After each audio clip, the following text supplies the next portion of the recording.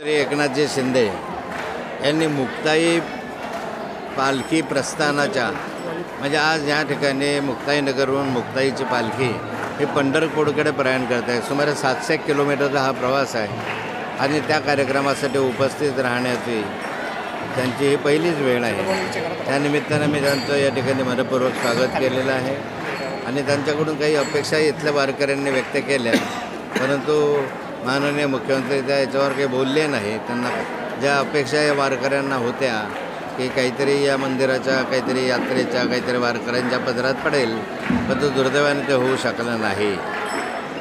या ठिकाणी तुम्ही जे स्वागत केलं ते व्यक्तिगतरित्या केलं का पक्षाच्या वतीने केलं का मंदिर संस्थांच्या वतीने? मी या ठिकाणी स्वागत केलं ते व्यक्तिगत केलं, राष्ट्रवादी काँग्रेस शरद पवार गटाच्या माध्यमातून केलं आणि एक वारकरी म्हणून नाही केलं।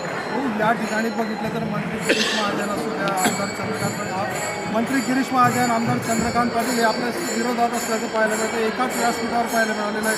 भविष्यात असं एक चित्र होऊ शकेल का? सगळ्या जळगावातल्या जनतेला वाटतं की सगळे नेते एक व्हायला पाहिजे। ही राजकीय सभा नव्हती, ही वारकरी संप्रदायाची बैठक होती किंवा वारकरी संप्रदायाची पालखी होती। त्यामुळे इथे जातीभेद नाही, पक्ष नाही, काही नाही। या भागवताच्या ध्वजाखाली सर्व एकत्र आहे, त्यामुळे एकत्र राहण्याचाच संदेश या ठिकाणी दिला जातो। उपमुख्यमंत्री येऊ शकतात, मात्र मुख्यमंत्र्यांनी या संदर्भात कुठल्याही गोष्टीचं हे केलेलं नाही आहे। गेल्या काळात निधी दिलेला होता, मात्र देवेंद्र फडणवीसने अद्यापही कुठला निधी वारकऱ्यांना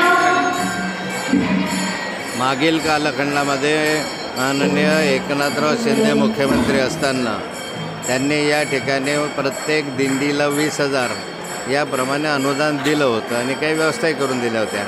अजून तरी माननीय देवेंद्र फडणवीस साहेबांनी घोषणा केलेली नाही, त्यामुळे त्यांना मिळेल की नाही याबद्दल शंका आहे।